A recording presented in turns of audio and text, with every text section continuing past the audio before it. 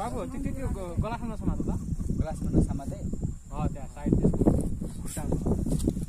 त्यसको डालामा समात डालामा यो हेलमेट आएर खिच